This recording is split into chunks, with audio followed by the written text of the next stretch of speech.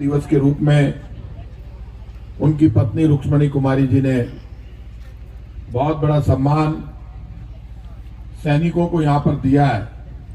इसके लिए मैं रुक्ष्मणी कुमारी जी को और इनके परिवारजनों को बहुत शुभकामना देता हूं कि आपने मेरे साथ की याद में इतना बड़ा फंक्शन ऑर्गेनाइज किया। हमारे बीच में उपस्थित हमारी आन बान शान चीफ एडमिरल जनरल आदरणीय मानवेंद्र सिंह जी, आदरणीय दीपेंद्र सिंह जी, आप भी फौज में रहे और अभी हमारे बीच में फौज में आदित्य सिंह जी के छोटे भाई सिद्धार्थ सिंह जी, वो भी हमारे बीच में आपने देखा होगा एक फौजी फुल यूनिफॉर्म में सम्मान करने में साथ में खड़ा था। ये इस परिवार की उपलब्धि है कि एक भाई अमर हो गया, देश पर बलिदान हो गया, लेकिन दूसरा भाई फौज में रहकर देश की सेवा कर रहा है। उनके पिताजी यहाँ पर बैठे हुए हैं, उनके परिवारजन जो देश की फौज का नेतृत्व किया जिन मानवेंद्र सिंह जी ने, वो चोमू ही नहीं राजस्थान की शान है, हिंदुस्तान की शान है। वो आज हमारे बीच में खड़े हुए थे।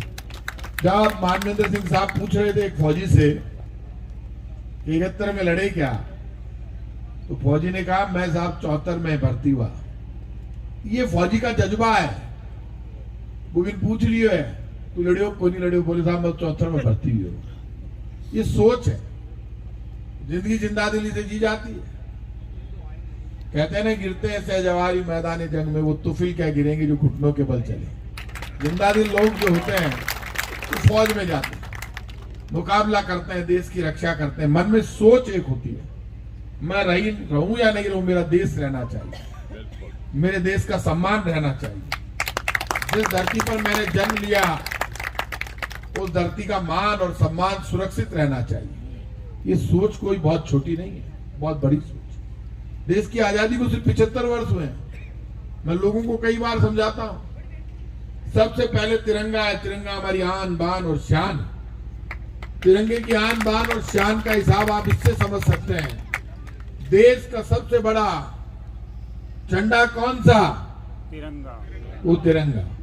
लोग बावड़ा हो रहा है, मैं बीजेपी को कांग्रेस को तारो घर संभाल, बीजेपी कांग्रेस बहुत बड़ी बड़ी बातें थड़ी पर लड़ रही है, गांव में लड़ रही है, खेत में लड़ रही है, हिंदू मुसलमान का नाम पर लड़ रही है।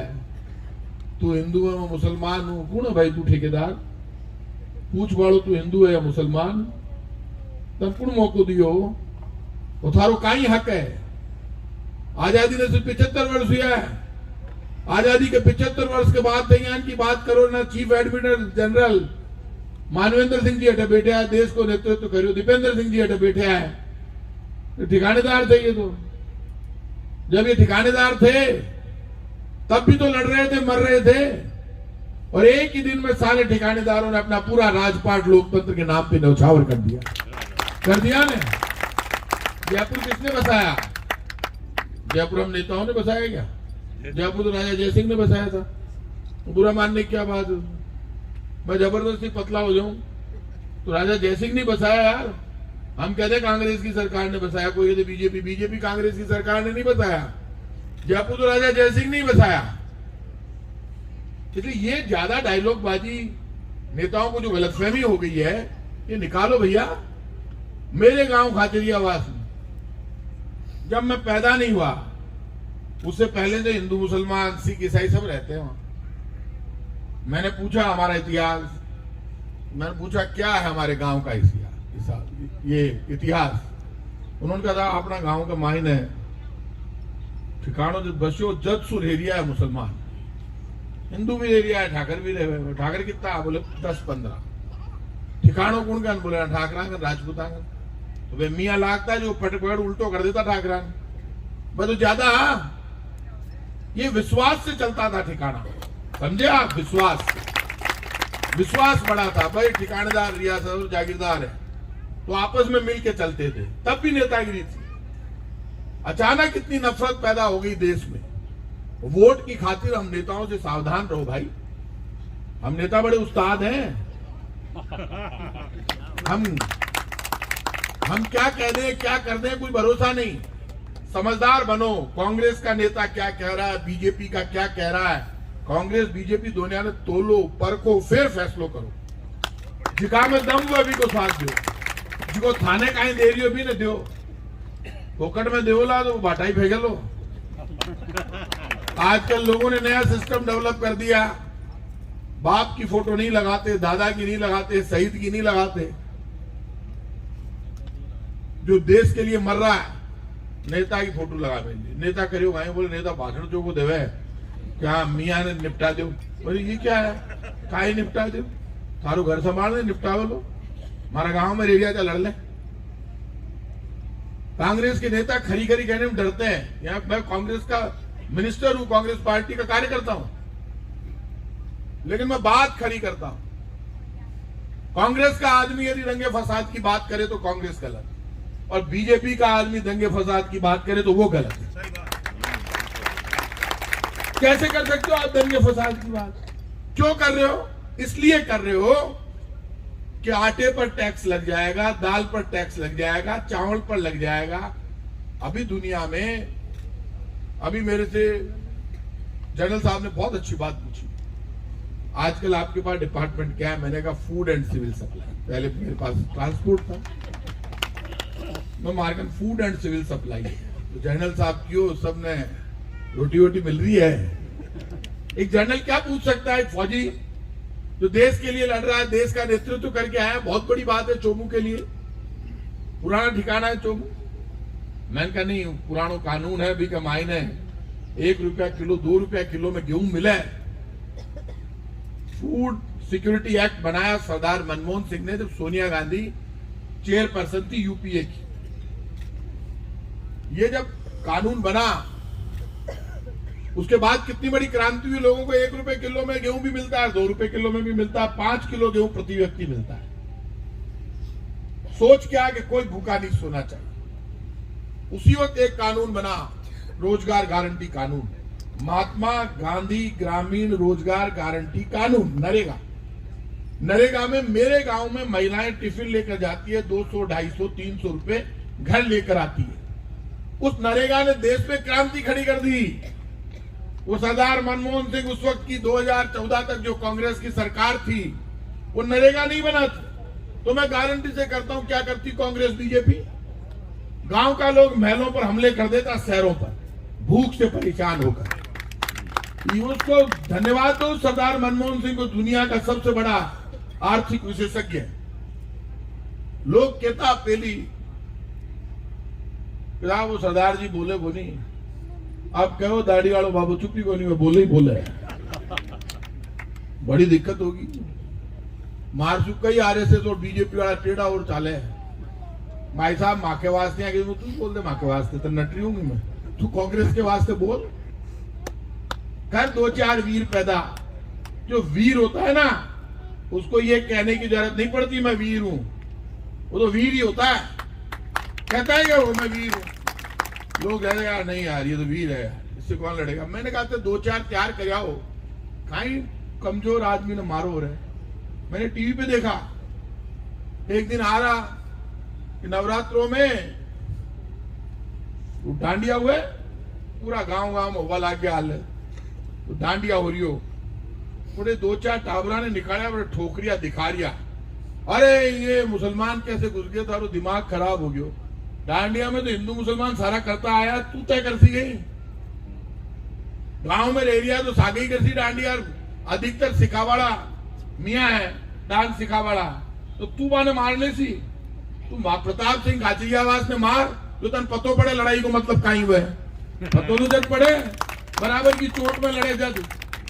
या तू भी ध्यान दे भी न 5-6 के सागे भी कर, आडा टेढ़ा बांका खड़ा है, मैं वो हूं मैं वो हूं। कौन है तू? तू देश के कानून से बड़ा नहीं है। और जो कानून हाथ में लेगा वो तय कर ले, चाहे वो हिंदू हो, मुसलमान हो, सिख हो, ईसाई हो, देश का कानून उसको जेल का रास्ता दिखाता है। आप ये मानकर चलें, सबसे बड़ा देश का संविधान है। आप नहीं है सबसे बड़े, आप तय नहीं करेंगे कि हिंदुस्तान में क्या होगा। आप धर्म के नाम पर वोट लेकर लोगों की भावना भड़का सकते हो, लेकिन नया देश नहीं बना सकते। आज नया भारत बनाने की उम्मीद कर रहा है नौजवान, जिसको रोजगार मिले, रोटी मिले, सम्मान मिले, और दुनिया में ऐसे भारत को सोचता है जो दुनिया में सबसे आगे खड़ा हुआ नजर आए। हमारी फौज मजबूत है, हमारी धर्म और संस्कृति मौजूद है।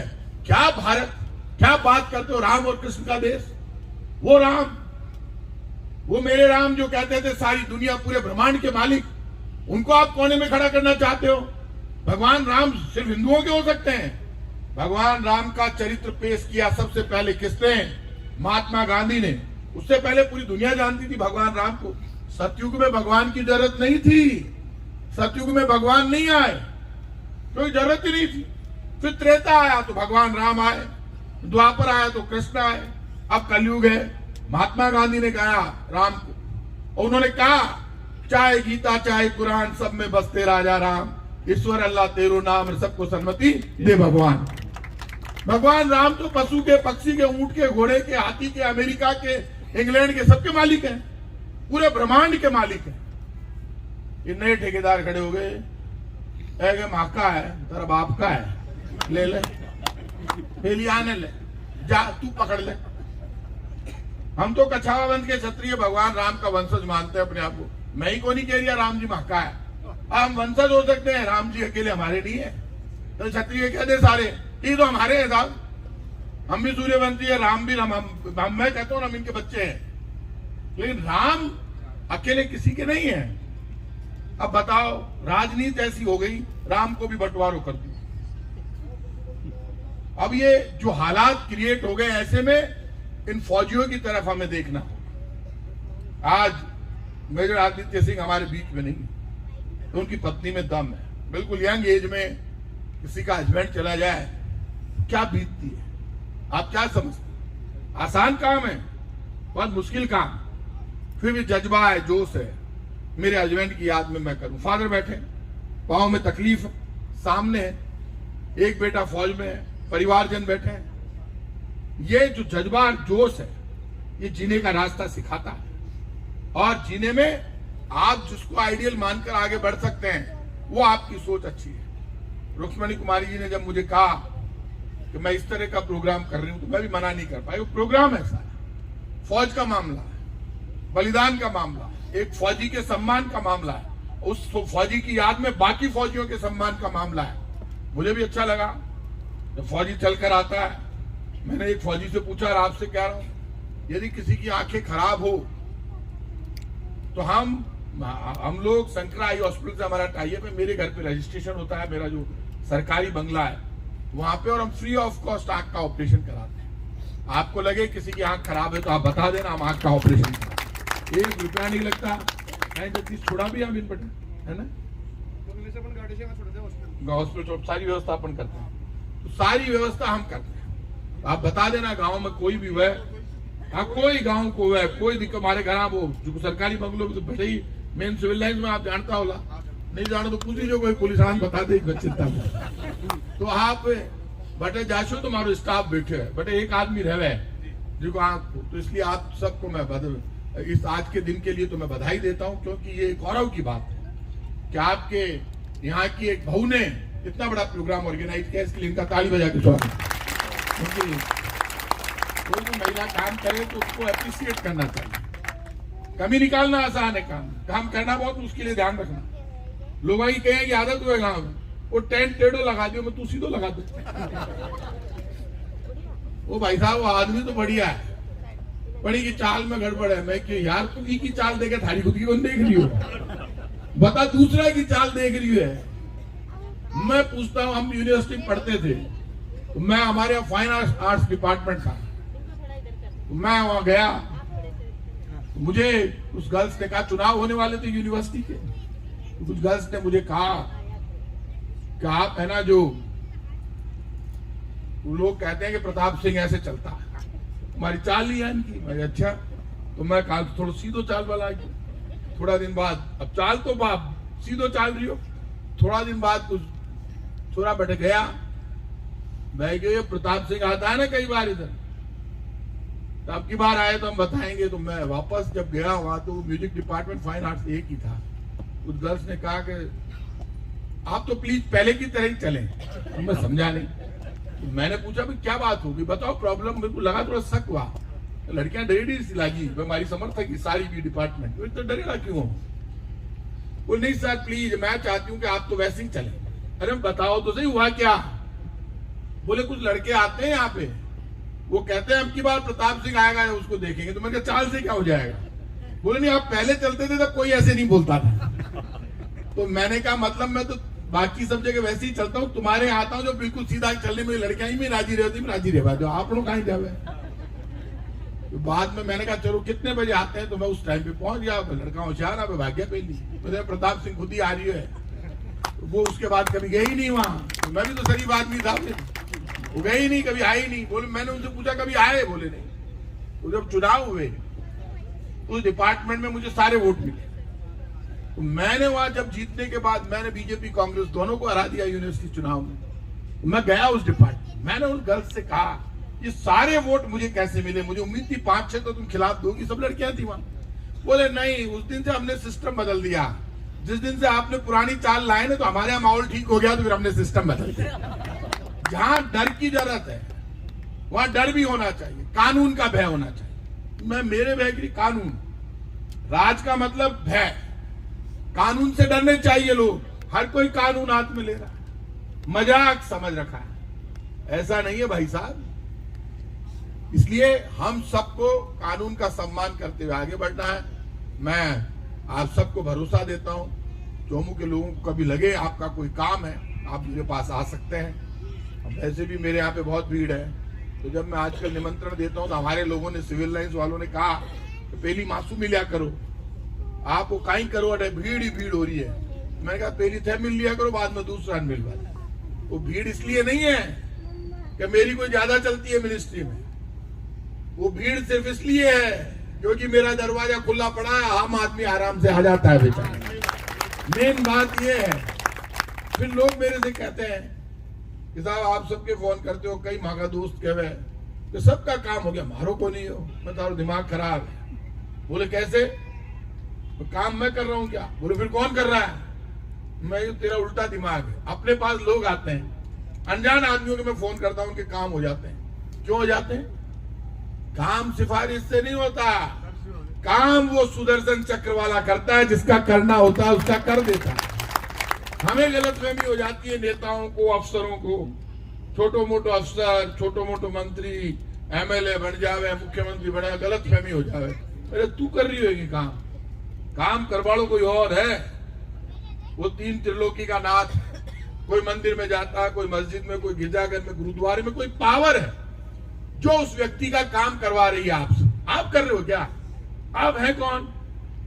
गलतफहमी हो जाती है, मैं प्रधानमंत्री, मैं मुख्यमंत्री, मैं मंत्री। कौन है तू विषय जाओर है। अरे कोई स्पेशल करिए कि कोई मंत्री ने, मुख्यमंत्री ने, सब बराबर है। पेट में दर्द होना, प्रधानमंत्री भी आई गए, ध्यान छोड़ भाई ठीक कर आई तो कहवे। इसलिए घमंड नहीं राजनीति में। और कुर्सी किसी को मिल जाए, मुझे अच्छा लगा मानवेंद्र सिंह साहब यहाँ बैठे, देश की सबसे बड़ी उसमें रहकर आए। छोटे मोटे पद है यही मिले, आसान काम है। प्रभार मारवाड़ी बोल रही है, मैं भी जमीन से जुड़े रहा है। आप मोटी बात है, बहुत मोटी बात। लोग तो चाल बदल ले, पद मिल जाए जना। तो आप सबको मैं बधाई देता हूं। इसलिए हमें भी ये बात इतनी मैंने इसलिए कही है, जाति और धर्म से ऊपर उठकर योग्यता का सम्मान करना है, ये ध्यान रखना हमें। जाति और धर्म से ऊपर उठकर योग्यता, योग्य है किसी भी जाति धर्म का है, मानव जाति है दुनिया की से बड़ी, वो तो आपा बंटवारो कर दियो। बाकी तो योग्यता है, हाल तो पढ़ाई लिखाई से तो अफसर बने, जो पब्लिक के बीच में जाओ वो बने। नयो सिस्टम आ गयो पॉलिटिक्स में, जाति से फैसलो हो वाला है, वो अपनी जाति को है, यूं ही ज्यादा ले ही ना। वो जाति वाले भी फिर करे, वरे बोले ठीक है, हम तो जाति का हिसाब से मिल रहा वो। काम का आधार पर जब वोट को फैसलो वे लो, तो आप मान लीजिए लोकतंत्र सही मायना में लागू है, सही मायना काम का आधार। तो आप बता दीजिए राज को काम बढ़िया है, कोई कमी को नहीं सरकार का काम में, फिर भी था कोई काम वो बता दीजिए। मैं हमेशा आपके साथ हूँ। मैं मेजर आदित्य सिंह जी ने हमारी तरफ से बहुत बहुत श्रद्धांजलि अर्पित करूं। आप सबको बहुत बहुत धन्यवाद। जय